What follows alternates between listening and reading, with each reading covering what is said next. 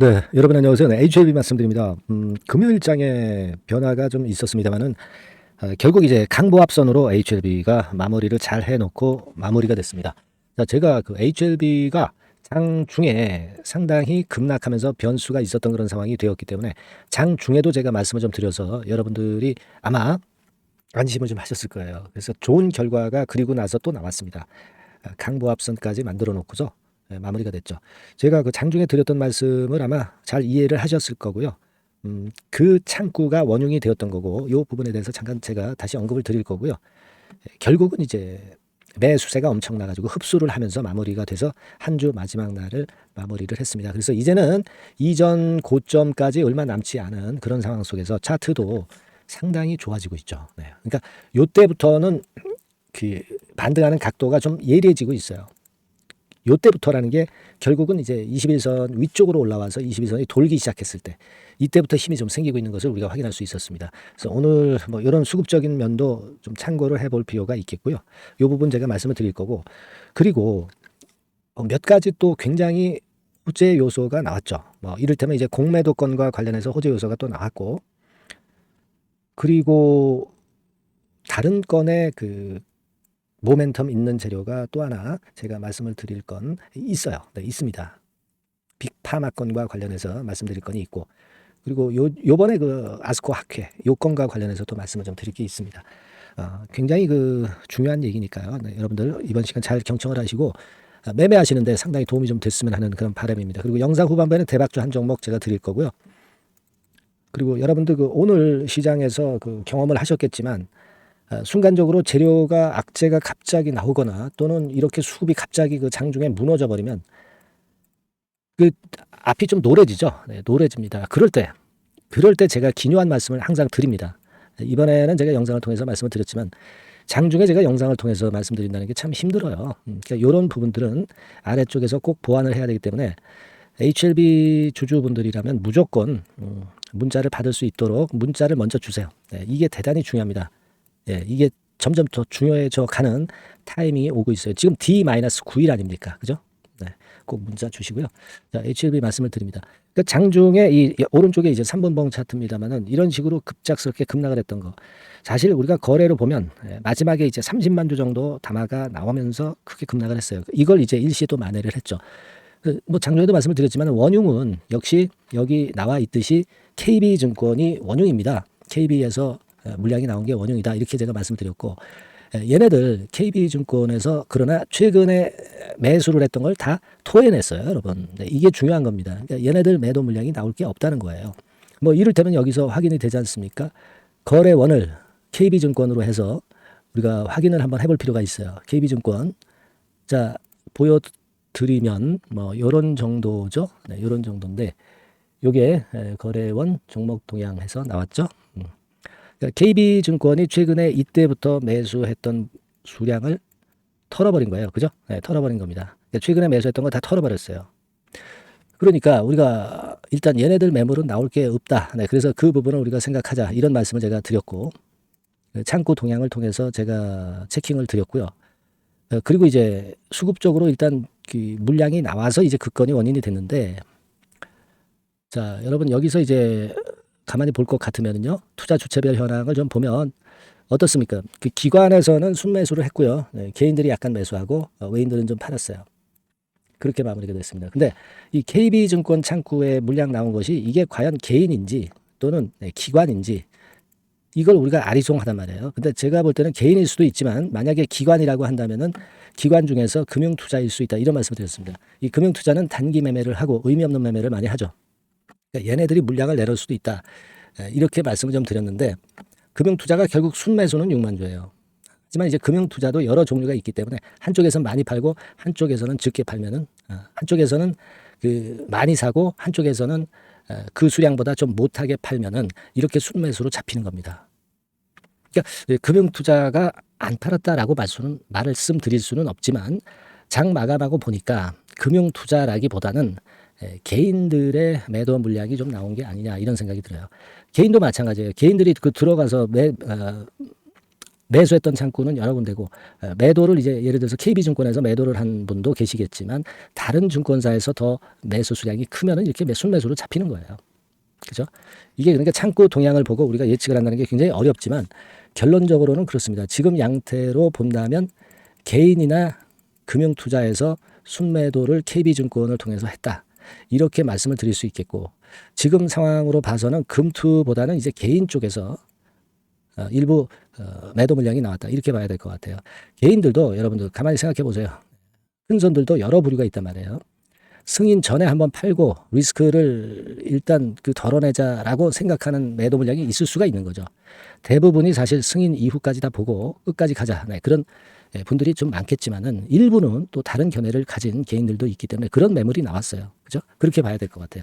그런 매물이 나왔지만은 그러나 그걸 다 소화해서 결과적으로 종가 마무리는 아래 꼬리 길게 주고 이런 식으로 마무리가 됐다. 그러면 이 결론을 우리가 중요시 해야죠. 그러니까 결국은 더 갈 것이다라고 예상하는 투자자들이 위너가 됐다. 네, 이렇게 봐야 될 것 같고요. 장중에 매도한 주체는 결국 실패했다. 네, 이렇게 판단을 그냥 하는 게 좋습니다. 아시겠죠? 그러니까 창구 동향을 가지고 우리가 예측을 한다는 것은 굉장히 어렵지만 여하튼 KB증권에서 매도 물량이 나온 것은 일시적이었고 그거를 소화를 해줬다. 네, 그 부분만 일단 우리가 생각할 필요가 있다. 저는 그렇게 말씀 좀 드리고 싶어요. 네, 그래서 일단 이런 상황이라면은 결국 종가 기준으로 일전에 3월 중순에 12만 원대를 다시 돌파 시도할 가능성이 많아지고 있습니다. 아직 9일 정도 영업일수로 남아있기 때문에 충분히 이 고점을 벗길 수가 있죠. 예를 들면 여러분 하루면은 상한가 폭이 무려 30%입니다. 그죠? 9일 중에서 하루만 땅 쳐도 그래도 막바로 이 시세대를 넘어서 어떻게 돼요? 한 14만 원대로 진출하는 거예요. 14만 원대로 단방에 가는 겁니다. 상한가 폭이 30%라는 걸 여러분들 꼭 잊지 마셔야 된다는 거 말씀을 좀 드리고 싶어요. 아시겠죠? 자, 이렇게 우리가 지금 창구 동향하고 지금 현재 수급 상태를 좀 봤어요. 봤고 공매도 잔고는 335만 주 정도입니다.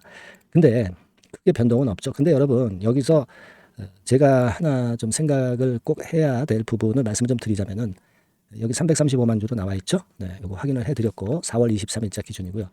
근데 중요한 것은 우리가 6월까지 공매도 금지 아닙니까? 근데 이게요. 금년 연말까지 공매도 금지가 될 확률이 굉장히 높아졌습니다. 그러니까 이복형 금감원장이 나와서 얘기한 소리 잘 알고 계시죠? 이게 지금 당장 시스템을 만들고 있지만 지금 당장 하기는 좀 어려운 투로 말씀을 좀 하셨기 때문에 이와 같은 건이라면 연말까지 연장이 될 가능성이 좀 있고 그렇다고 한다면 그때까지 신한투자 금융투자를 일단 필두로 해서 이 공매 세력들은요. 계속 새가슴이 될 수밖에 없어요. 그죠? 네. 공매도 금지, 새로 못 친다. 공매도를 새로 못 친다는 것은 공매도 세력들에게는 사실상 굉장한 대악재가 되는 거죠. 그죠? 네. 그 부분을 잘 생각하셔야 됩니다. 그래서 그 건과 관련돼서 그 기사를 보면 개미 오고 받아들인 이복현이 불법 공매도 방지 전사나 구축한다는 그런 얘기, 이 얘기가 나왔었고요. 네. 그리고 두 번째로 한 얘기는 공매도 시점은 재개 시점은 단정 불가하다. 네, 이렇게 얘기를 했던 것이 기사화돼서 나와 있고요. 그리고 금투세를 투자자들은 뭘 요구했냐면 금투세 즉시 폐지해라. 공매도 재개 미뤄라. 근데 요거는 확실해졌어요. 공매도 재개 미루는 거는요. 금투세 이 부분은 좀 아쉬운 부분입니다. 일단 야당에서 그 다수석을 확보를 했기 때문에 이건 어떻게 될지 몰라요. 근데 지금은 먼저 마이너스 요인으로 작용할 수 있는 게 공매도가 먼저잖아요. 6월 말까지니까 7월 달부터 공매도 재개될 거 아니에요. 원칙대로 따지자면은 금투세 건은 여하튼 금년 연말 아닙니까? 그러니까 이거는 나중에 생각하고 요거 공매도 재개가 먼저 다가오는 사안인데 요 사안이 연기가 된다는 것은 상당히 긍정적으로 플러스 요인을 HLB가 받을 수 있는 부분이에요. 거래소 이전, 코스피 이전의 조커 카드를 나중에 쓸 수도 있으니까 얼마나 좋아요. 그죠? 네. 그걸 생각해 볼 필요가 있겠고, 그리고 결론적으로 볼 때는 이 한국 경제에 실린 겁니다만은 공매도 금지가 연말까지 연장될 가능성이 높다. 재개 시점 단정 못한다.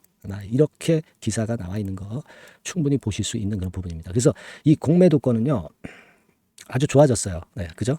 HLB 측으로서는. 그리고 주식 투자자 입장에서는 금리가 연말까지 연장이 되는 것은 개인 투자자 입장에서 상당히 긍정적인 재료가 발생한 거다. 이렇게 봅니다. 금투세는 나중에 또 생각하자 이거예요. 일단 급한 게 공매도기 때문에 그렇게 좀 생각이 돼요. 예. 요 부분을 좀 말씀을 좀 드리고 싶고, 그리고 기사 나온 거는 아스코에서 그 최종 업데이트된 거, 요거 23.8개월로 업데이트되는 겁니다, 여러분. 네, 요거는 뭐 제가 말씀을 많이 드렸기 때문에 다 알고 계시리라고 보여지고요. 그 다음에 이걸 한번 생각해 보실 필요가 있습니다. HLB 진양건 회장의 다음 목표는, 그거는 제가 그 글로벌 빅파마가 된다고 하는 거, 그거 제가 여러 번 말씀을 드렸습니다. 그러니까 병역요법으로다가 리보세라닙을 통한 병역요법으로 빅파마에서 같이 병역요법 하자고 러브콜이 쏟아진다는 겁니다. 이 부분이 굉장히 의미심장하고 주가를 레벨업도 시킬 수 있는 재료가 돼요. 아시겠습니까? 그러니까 제가 볼 때는요, 이렇게 말씀을 드렸잖아요. 최종 리뷰가 나오고 이게 끝이 아니다. 신약 승인이라는 게 있다. 근데 신약 승인이 그럼 끝이냐? 그게 아니다. 상업화 런칭권이 있다. 이거 말씀드렸고, 그럼 여기가 끝이냐? 아니다. 글로벌 빅파마로 되는 게 끝이다. 이렇게 말씀을 드렸습니다. 그러니까 아직 주가를 계속 끌어당길 원동력 될 수 있는 중심 이슈들이 많다 이거죠. 그리고 여기에다가 지금 이 기사처럼 글로벌 빅파마가 될 수 있도록 글로벌 빅파마, 지금의 그 현재의 글로벌 빅파마들이 HLB와 손잡고 리버세라닉과 손잡고 병역요법 하자는 그런 건의 재료들이 본물처럼 나올 가능성이 있다는 부분, 네, 이게 큰 거 아니냐, 저는 그렇게 보여져요. 또 하나 있죠. 외자 유치권이 있잖아요. 국부 펀드 같은 데서 대규모 외자가 이제 들어올 게 있잖아요. 이런 것들이 승인 이후에도 주가를 계속 끌어당길 모멘텀이 된단 말이에요.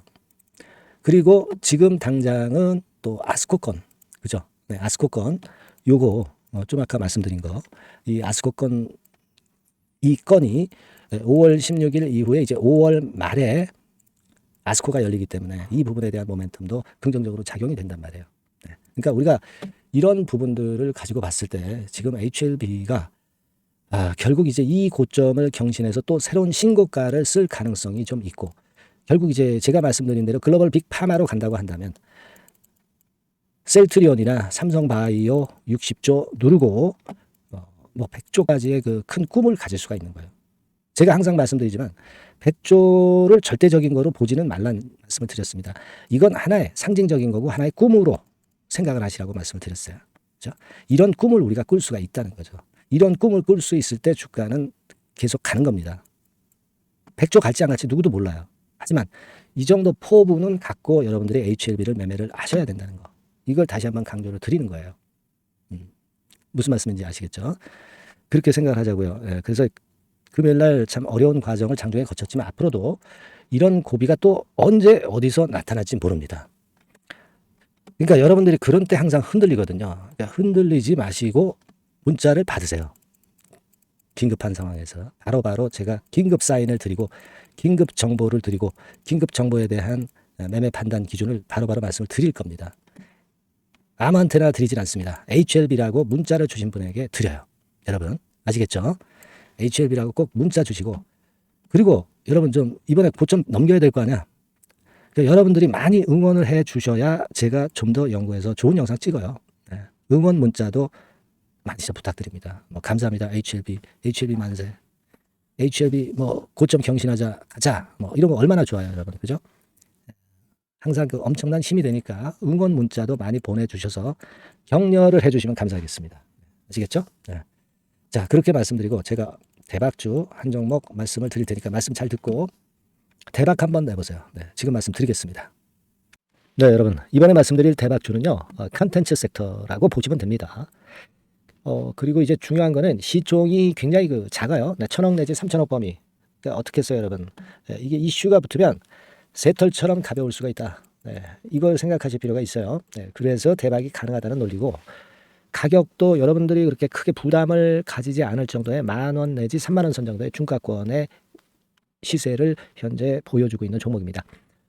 그리고 목표는 우리가 허황된 목표는 말씀을 제가 안 드리겠고요. 네, 더블 정도까지만 일단 보는 그런 매매를 말씀을 드릴게요. 뭐 물론 더블, 3더블, 뭐 4더블도 날 수 있죠. 네, 하지만 우리가 목표는 심플하게 더블 정도 본다. 네, 이렇게 말씀 좀 드리고요. 그리고 이제 2, 3개월 코스 정도로 보시는 게 좋습니다. 이게 뭐 짧은 시일 내에 대박 내는 게 좋지만 그런 것들 다 거품입니다, 여러분.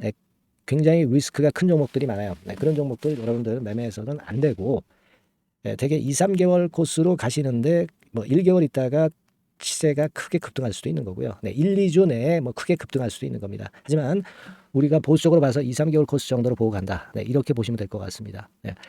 이게요, 이 대박주의 특징은 금년에 턴어라운드가 예상이 됩니다. 되게 여러분 적자 보였다가 흑자로 전환하는 기업들이 흑자로 전환하기 이전에 미리 초급등을 하죠. 네, 그걸 노리는 겁니다, 여러분. 턴어라운드가 예상이 된다.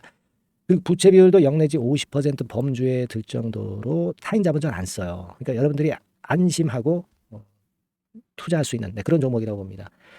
그리고 이 종목은요, 기술 성장성 기업으로 속해 있어요. 기술력이 상당히 엄청나다는 걸 알 수가 있겠고요. 거기다가 이번에 흑자 반전까지 된다면 그렇다면 금상첨화죠. 그리고 최근 6개월 내에 매물을 완벽히 소화했고요. 주봉 차트를 좀 보여드리면 제가 한번 보여드려 볼게요. 네, 자, 이런 형태입니다. 그러니까 어때요? 전환이 여기서 돼가지고요, 시세가 안정되게 올라가고 있어요. 네. 그리고 여기서 집중적으로 또 매집이 더 들어온 것으로 봅니다. 이게 팔고 나가는 거래가 아니라 여기서 집중적으로 매집이 더 돼서 여기서 플랫폼을 형성했다가 다시 위쪽으로 크게 치고 나갈 그런 모양이에요. 그래서 주봉 차트 잠깐 말씀을 좀 드렸고요. 완전히 상승 전환된 건에 주목을 해야 됩니다. 그리고 모멘텀은요, 5월이나 6월 달에 나옵니다, 여러분. 네, 5월이나 6월 달에 나와요. 네, 그러니까 여러분들 이 투자는요, 5월 달, 6월 달에 뭔가 크게 나올 종목이라고 한다면 3, 4월 달에 이런 종목을 하는 거예요. 그래야 여러분들이 다른 사람보다 빠르게 수익을 크게 쟁취할 수 있는 겁니다. 이때 가서 투자하는 것은 이미 꼭지죠, 여러분. 3, 4월에 미리 들어가시는 거예요. 아시겠습니까? 그래서 지금이 타임이다. 네, 저는 그렇게 보고 있고요. 5월 달이나 6월 달에 해외 글로벌 시장에서 사상 초유 재료가 나옵니다. 네. 구체적인 거는 제가 문자를 주신 분한테 말씀을 좀 드릴 거예요. 여기 이렇게 나와 있죠. 이 사상 초유의 이 재료가 나오기 때문에 우리가 지금 타이밍이 아주 좋다. 3, 4월에 투자해서 미리 시세 분출하면 이제 그때 더블 내고 나와도 되고 뭐 한 2, 3개월 기다려서 그때 한번 시세 또 나중에 조금 늦게 난다 하더라도 그때 팔고 나면 되는 겁니다. 그러니까 타이밍이 지금 딱 맞다는 거예요. 네, 그래서 제가 추천을 드리는 거고, 그리고 그 해외 글로벌 시장에 큰 모멘텀이 있는 거는 사실은 그 대기업이에요. 대기업. 근데 대기업하고 이 연관이 된 중소형 종목이 탄력이 엄청나게 크잖아요, 여러분. 되게 그죠? 이 대기업보다는 여기에 연관된 총 대장주가 있다면 이게 그 수익률이 엄청 크단 말이에요. 투자해 보셔서 아시겠지만. 그래서 이 해당 수의 대기업이 그런데 이 기업 지분을 최다로 보유를 하고 있어요. 뭐 정확한 수치는 제가 말씀 안 드리겠지만 10 내지 30% 범위 안에 들어 있습니다. 아시겠습니까? 자, 그렇기 때문에 이게 총 대장주가 안 될 수가 없어요. 그리고 여러분 이 밑에 보시면 해당 수의 대기업에 대한 컨텐츠 매출이 50 내지 70% 비중 육박한단 말이에요. 그러니까 이 기업이 매출이 뭐 100억이라고 한다면 50억 정도는 그 해당 수의 대기업에 관련된 거란 말이에요. 그러니까 이 해당 수의 대기업에 대한 수혜를 크게 입을 수 있는 총 대장주가 될 수밖에 없다는 얘기예요. 여기에 주목하실 필요가 있어요. 자, 요 종목을 여러분들 한번 참여를 하셔서 대박 좀 내셨으면 좋겠다는 생각이고요. 대박주라고 문자를 주시면 돼요, 여러분. 그죠? 대박주라고 문자 주시면 제가 그냥 추천만 띡 드리고 끝나는 게 아니라 여러분들이 매수해서 매도를 할 때까지 끝까지 케어를 해드릴 거예요. 그리고 이제 중간중간 AS도 당연히 제가 세심하게 드립니다. 여러분 이거 꼭 하셔가지고 대박 한번 내봅시다. 대박주라고 문자 주시는 분에게는 제가 최선을 다해서 케어를 할 겁니다. 아시겠죠? 자, 감사합니다.